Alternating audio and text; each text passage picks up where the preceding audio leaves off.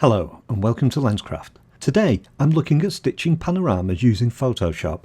I've also released a similar video showing the same image stitching in Affinity Photo so you can compare the two. I'll include the link in the video information below. The approach I use for creating panoramas has 3 stages to it. Stage 1 is to shoot the frames for the panorama, which in this case I've already done. In stage 2 I process the raw files to prepare them for stitching. And in stage 3 I actually stitch the frames together. In this video we're looking at stages 2 and 3. I've already shot the 2 frames that I want to stitch together and imported them to Capture One. I'm using Capture One because I shot the images with my Fuji X-T3 and I find Capture One gives the best results. I'll start by editing one of the 2 images. First I'll turn off the distortion correction because I don't want it to stretch the image. I shot this with my Fuji 16-80 lens, which has quite a lot of distortion at the wide end. If you want to know about this lens, I've published a review on my website and I'll include the link in the video description below. I'll also tick the option for diffraction correction for reasons that I explain in the lens review. Next, I'll refine the image colours, starting with selecting a new colour profile curve. For this image I want to use the film high contrast curve because I like the effect on the shadows when I open them up. I'll also increase the colour temperature to around 5500. Moving over now to adjust the image tones, I'll use the high dynamic range sliders to recover the highlights and the shadows. I'll also tweak a few of the other adjustments to get the image looking the way I want.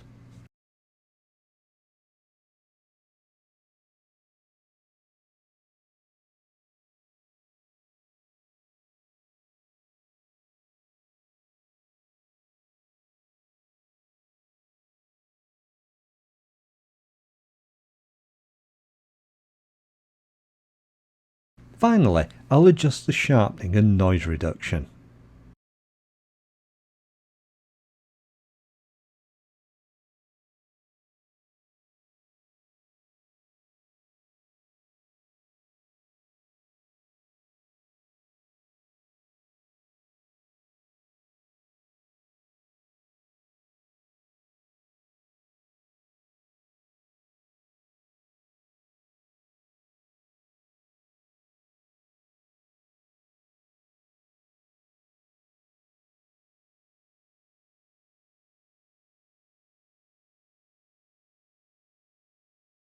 I can now copy my adjustments to the adjustment clipboard. I'll pick the second image, then apply the adjustments to that image.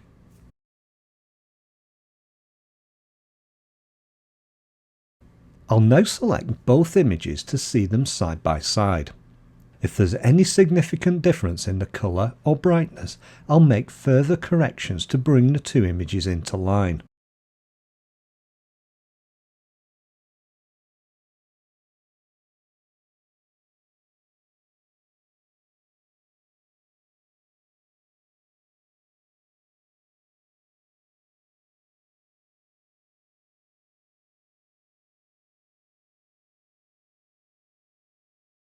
I can then export the 2 images ready for stitching.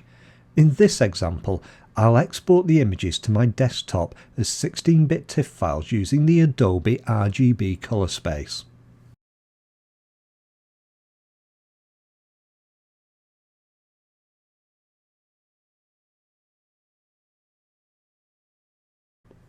Now for stage 3 of the process, where we stitch the image in Adobe Photoshop. I'll start by opening the 2 tiff images on my desktop for stitching together.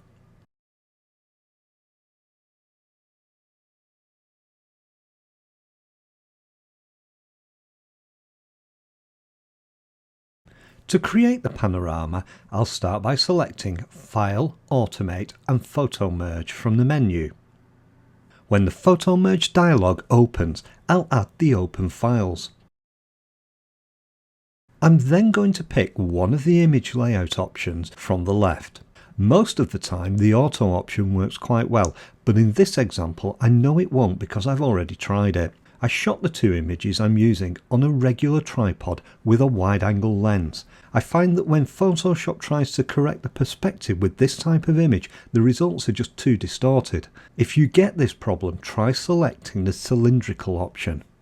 Down at the bottom of the dialog, you'll find other options you can apply when stitching. Personally, I only like to select the Blend Images Together option, but it's worth experimenting with the others. The Blend Images Together option helps balance out any exposure differences between the frames you're stitching. When I stitch these two frames, I'm expecting there to be empty space around the edge of the stitched image. I could select the Content Aware Fill option to fill these in. Now I've already tried this using this image and the results aren't very good. Because of this, I'll need to make the repair manually after stitching, and I'll show you an easy way to do this. Once you've selected the options you want to use, click OK to render the panorama. You can see the transparent areas that need to be fixed around the edge of the frame. Before making the repair, I'm going to crop the image to remove the transparency from either side. These thin transparent areas don't repair well using the method I'm going to demonstrate.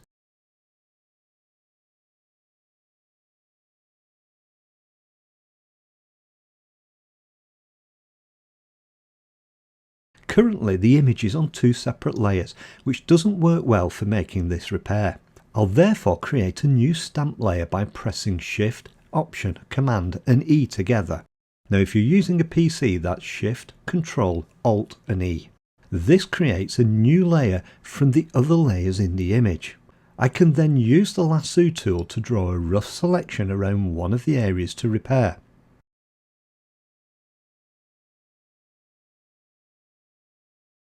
Now I can select Edit and Content Aware Fill from the Photoshop menu. If you don't create the new stamp layer to work on, you'll find the Content Aware Fill option isn't available.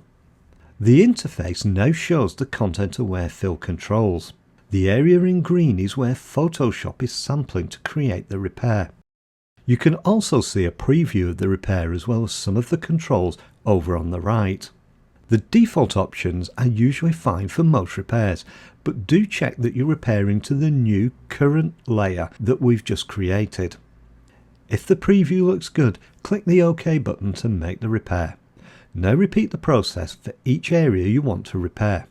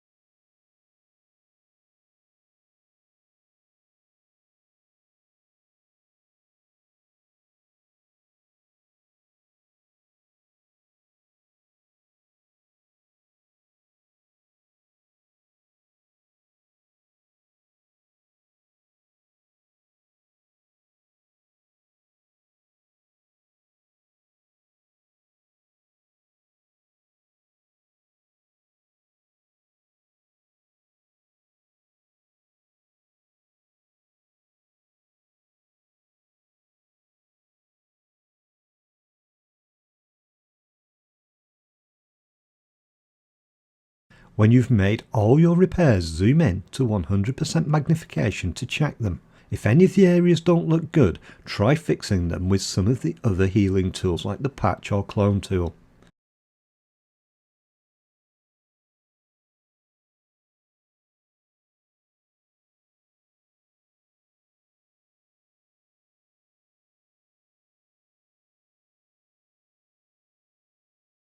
After this, you can complete your editing of the image. If you haven't already seen it, I've created a second version of this tutorial using Affinity Photo. The first part of the tutorial is the same, but the stitching tools in Affinity are different. Even if you only use Photoshop, I think it's still interesting to see these differences. I hope you've enjoyed this tutorial. I'm Robin Whalley, you've been watching Lenscraft. I'll see you soon for another video.